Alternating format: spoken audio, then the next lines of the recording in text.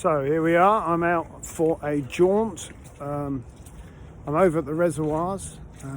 It's pretty wet and muddy over here, as you can probably hear from the squelch. Lots of trees seem to have lost their moorings, been blown over. And they're felling a lot of trees here. I think they've got something called ash canker. So unfortunately, many of the trees have been cut down, which is very sad. I just thought I'd share a word while I'm out here. One of the things that concerns me greatly at the moment is the amount of false teaching and that's in the church. It seems to be a huge amount of ideas going around and people teaching stuff that is not biblical, is not good teaching, and there seems to be a lack of understanding of the scriptures. I recently purchased a set of expositional writings on the book of Romans by Dr. Martin Lloyd-Jones. Now this is a big, if any of you know Lloyd-Jones, he's an expositor of the scriptures. He's dead now, but he was a great expositor of the scriptures, and would write lengthy series and books on the scriptures, and he wrote a whole series on the book of Romans, which I managed to get a whole set at a very reasonable price, and it was so refreshing. It was like really refreshing to read this type of book that took you through a book of the Bible verse by verse and comparing it to other scriptures and applying it, giving application, how this is to be applied. So it wasn't just,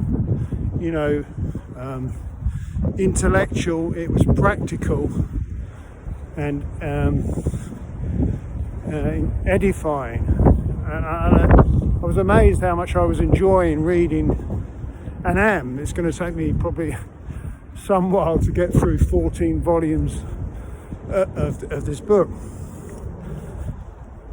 But and one of the things I don't agree 100% with everything that he says, but generally I do. And what I found is that these kind of guys who wrote these books, one of the great things they do is they teach you how to compare scripture with scripture, how to look at in depth of the scriptures.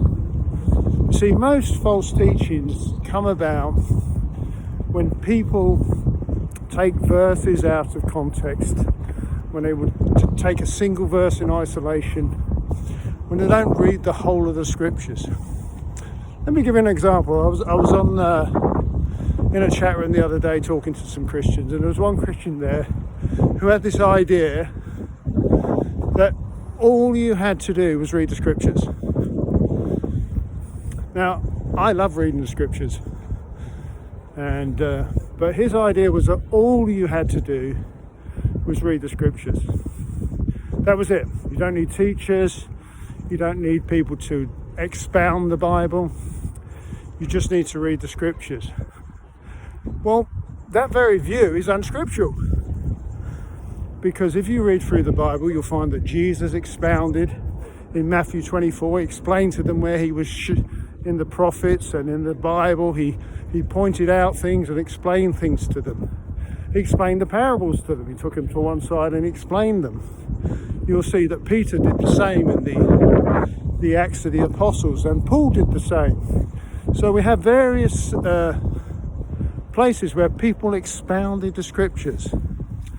And it's very needful, I think, in this day to have that kind of preaching and teaching again in this day, because there seems to be a dearth of real solid teaching. And whenever there was a revival, God always raised up preachers and teachers. He didn't do it without there being preachers and teachers. He used people.